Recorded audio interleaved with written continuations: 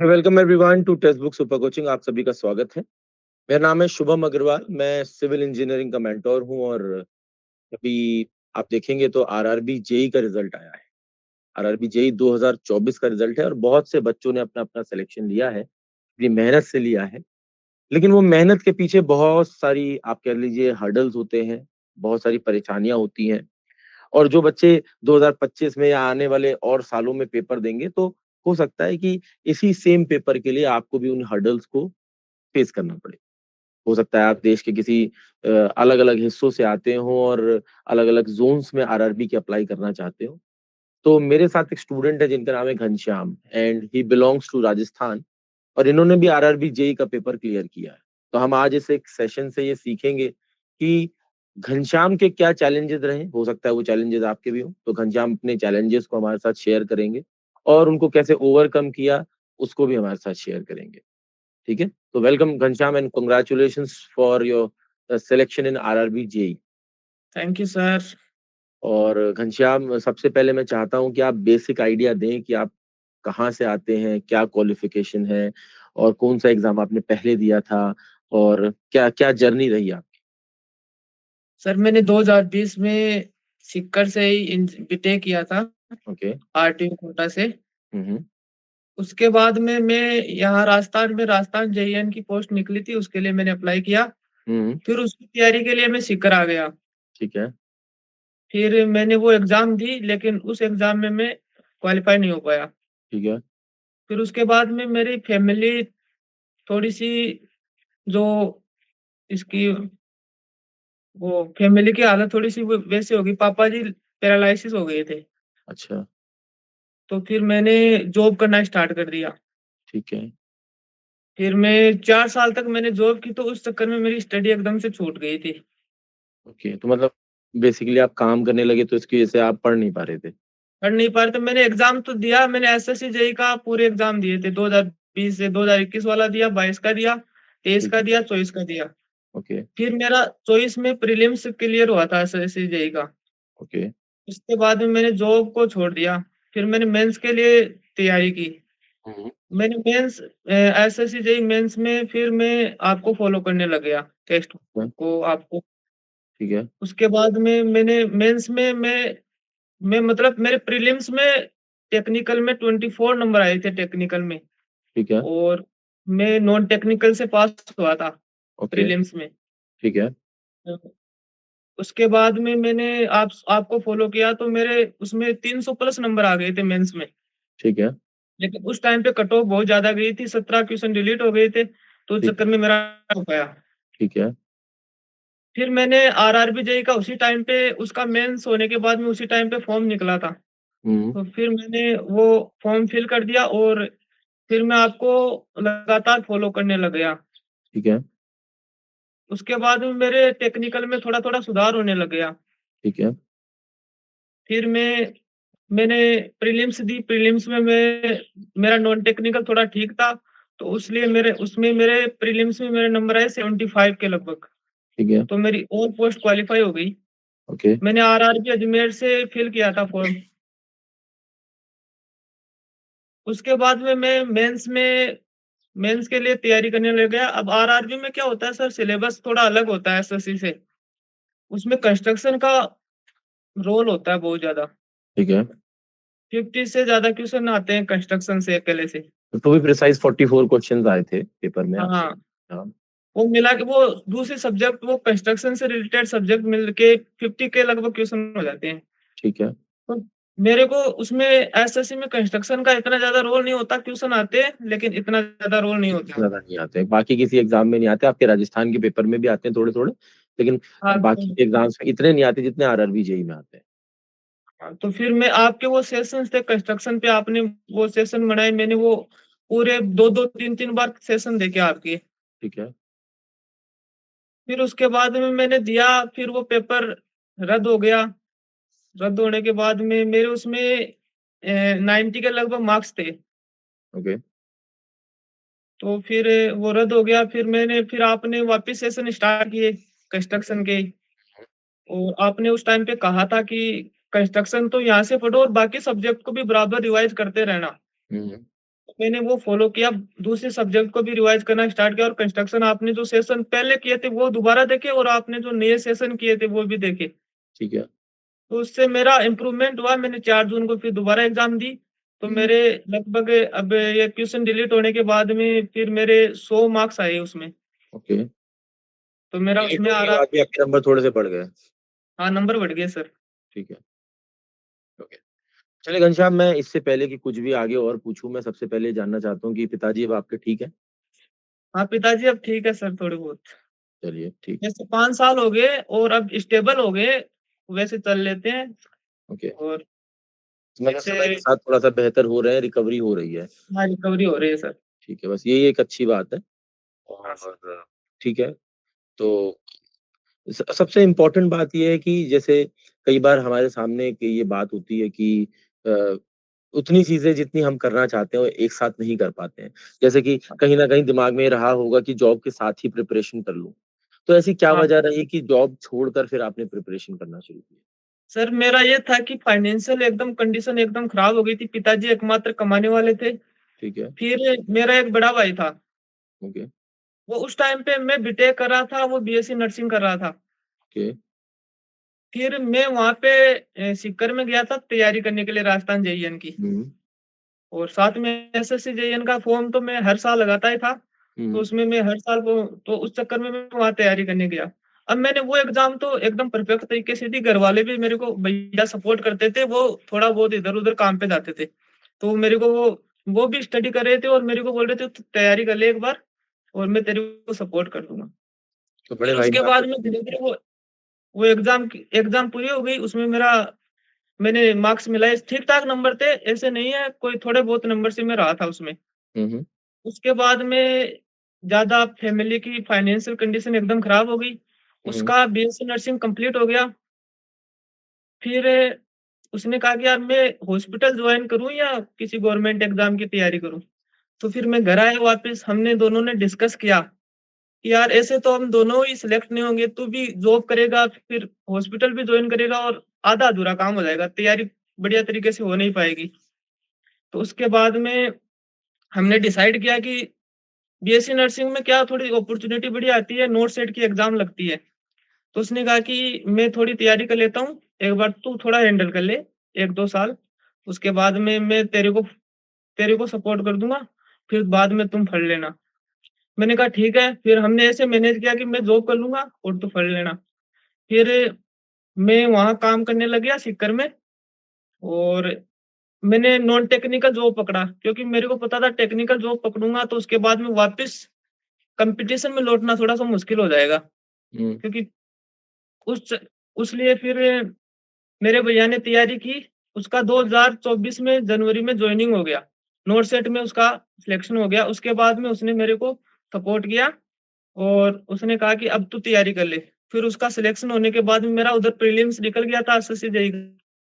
तो उसने कहा कि अभी तू मेंस की तैयारी कर ले, होगा नहीं होगा वो देखा जाएगा। तो एक बार तैयारी कर, एक बार फील्ड में आ। फिर मैंने वापस वो जॉब छोड़ दिया और मैं तैयारी करने लगे। अब मेरे पास में कोई वैसे सब्सक्रिप्शन तो मैंने लिया नहीं था। तो हुँ, मैंने देखा कि मेंस बहुत पास में 2 महीने में सब्सक्रिप्शन लेके क्या करूँगा? हुँ, हुँ, तो उसमें मैंने यूट्यूब से जगह-जगह देखना शुरू किया। जैसे फिज़िक्स वाला से देख लेता था, लेकिन फिर कभी समझ में आता था, कभी समझ में नहीं आता था। मैं ऐसे ट्राई कर रहा था कि एक टीचर सेलेक्ट करूँ, उससे मैं पढ़ूँ। हुँ, तो फिर मैंने आपको देखा, तो आपके जो तरीका है आपका पढ़ाने का वो बहुत ही अच्छा लगा मेरे को और उसके बाद में मैं आपको लगातार फ़ॉलो करते चला गया। और उसमें मेरे को रिज़ल्ट भी मिला, ऐसी बात नहीं है मैं मेरे दोस्त भी और भी तैयारी करते हैं जो अलग-अलग सब्सक्रिप्शन लेके पढ़ रहे थे। कोई बायजूस से पढ़ रहा था, कोई और हमारे मेडिजी से पढ़ के आया था, कोई ऑफ़लाइन कोचिंग करके आया था। तो फिर मैं उस पहले तो मेरा उनके उनके कंपैरिज़न में रिज़ल्ट कुछ नहीं रहता था टेक्निकल में। फिर मैंने दिया, टेस्ट भी दिए, मेरा इम्प्रूवमेंट होने लग गया। मेरे को खुद को ऐसा लगने लग गया कि इम्प्रूवमेंट हो रहा है। फिर आप जब पढ़ाते टाइम पे विश्वास दिलाते कि आप हो जाएगा, वो और मजबूती प्रदान की मेरे को। उसके देखिए, बाद आप में सही चीज़ों को पढ़ेंगे, सही हाँ, चीज़ों को सही डायरेक्शन में जाएँगे तो ऑब्वियस सी बात है हो जाना है। अब जो चीज़ मैं पढ़ा रहा होता हूँ मुझे पता है कि ये पेपर के लिए इम्पोर्टेंट है और इससे ज़्यादा बाहर कुछ जाना नहीं है।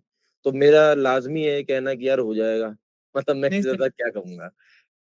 नहीं सही बात, आप जो कॉन्फिडेंस देते हैं ना, वो ऐसे लगता है कि हाँ, अब तो अपन फील्ड में हैं, अब जो फट रहे हैं वो एकदम पॉइंट पे फट रहे हैं, एकदम तो सिलेक्शन अगर हो मैंने जाएगा आपका। कहा था कि ये पढ़कर होगा तो क्या सही कहा था, गलत कहा था? जी, बिल्कुल सर, आपने 100% सही कहा था। वही क्वेश्चन आए, वही पैटर्न आया था सर। तो वही एक मतलब देखिए एग्ज़ाम के हिसाब से हमें पढ़ना बस ज़रूरी होता है। अच्छा तो बाकी के आपके दोस्त हैं जो प्रिपेयर कर रहे थे, they are selected now? Sir अभी तक नहीं हुआ, वो तैयारी कर रहे हैं। ओके, एक मेरा दोस्त था, वो भी आपको फ़ॉलो करता है, ओके, उसका प्रीलिम्स नहीं हुआ सर। ओके। टेक्निकल तो अच्छा है उसका, लेकिन प्रीलिम्स नहीं हुआ क्योंकि पूरा नॉन टेक्निकल होता है, तो हुँ, उसका हुँ। प्रीलिम्स नहीं हुआ। तो हम तो नॉन टेक्निकल की क्लास भी कराते हैं, तो वो क्यों नहीं करता है नॉन टेक्निकल की वो क्लास? नॉन टेक्निकल वो उस टाइम पे उसने उसने कभी पढ़ा ही नहीं था नॉन टेक्निकल। अच्छा, उस चक्कर में उसका 1-2 नंबर से रह गया था। ओके। हाँ सर। चलिए उनसे कहिएगा कि इस बार 2025 के लिए कोशिश करें कि पढ़ लें और हमारे साथ गोपिका मैम हैं, सोनल मैम हैं और भी टीचर्स हैं आपके ललित सर हैं, सब अच्छा पढ़ाते हैं, इनसे पढ़ सकते हैं आप। ठीक है ना?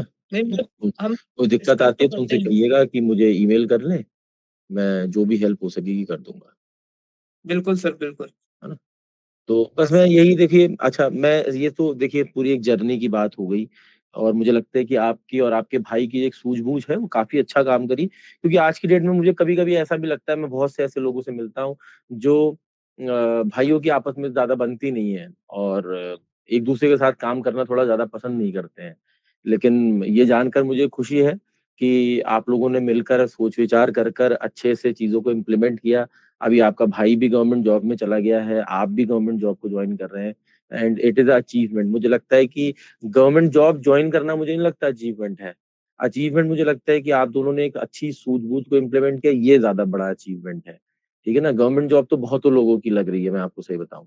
मैं बहुत से लोगों से रोज़ाना के बेसिस पर बात करता हूँ, लेकिन मुझे लगता है कि जब हम परिवार के अंदर एक अच्छे डिस्कशन के साथ और एक अच्छी सोच के साथ आगे बढ़ते हैं, तो ऐसे रिज़ल्ट्स हमें मिलते हैं जैसे आपके केस में हमें मिला है।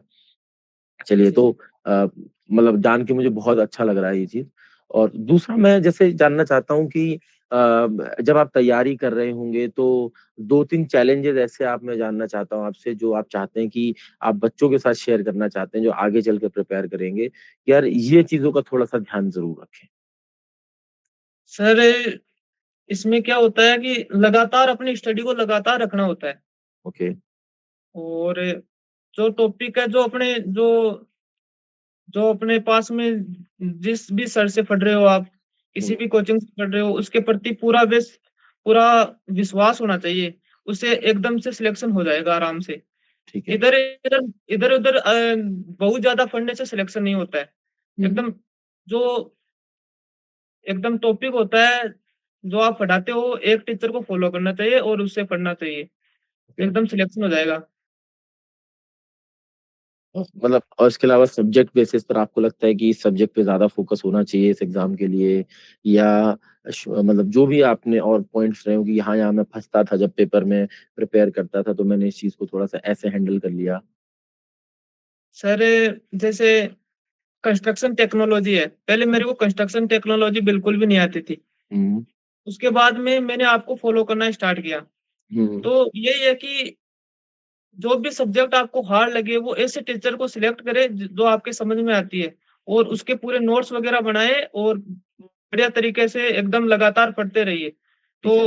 एकदम धीरे-धीरे, पहले शुरुआत में तो वो थोड़ी-सी हार्ड लगती है, उसके हुँ, बाद में धीरे-धीरे इम्प्रूवमेंट हो धीरे-धीरे जाता है। आसान लगने लगता है जब आपको समझ में आने लगता है। सर जैसे शुरू-शुरू में मैंने 2020-21 में जैसे राजस्थान जेईएन की तैयारी की थी, तो मेरे को सभी सब्जेक्ट हार्ड लगती थी। हुँ, फिर मैं ऐसे अलग-अलग नोटबुक से, अलग-अलग बड़ी-बड़ी स्टैंडर्ड बुक से पढ़ने की कोशिश करता था, तो वो और हार्ड हो जाती थी। हुँ। तो मेरे को लगता था कि बहुत हार्ड है सिविल इंजीनियरिंग।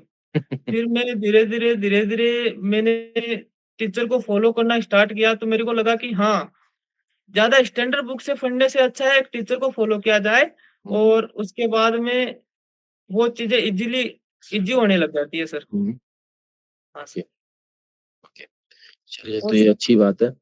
तो आजकल क्या है सर, बहुत सारे सब्जेक्ट जो एसएससी जेईई में सभी सब्जेक्ट बराबर बराबर आती है, वेटेज बराबर रहता है सर हर हुँ, सब्जेक्ट का। हुँ, हुँ। पहले वाली वो चीज़ नहीं है कि जो मटेरियल वाली है, बिल्डिंग मटेरियल वो ज़्यादा नंबर की आएगी, अब सभी इक्वल हो गई है सर। हुँ, हुँ। तो सभी सब्जेक्टों को बराबर पढ़ना चाहिए और जैसे अब आरआरबी को आप टारगेट कर रहे हो तो उसमें कंस्ट्रक्शन टेक्नोलॉजी का इम्पोर्टेंट रोल रहता है और हुँ, बाकी सब्जेक्ट का भी रोल रहता है।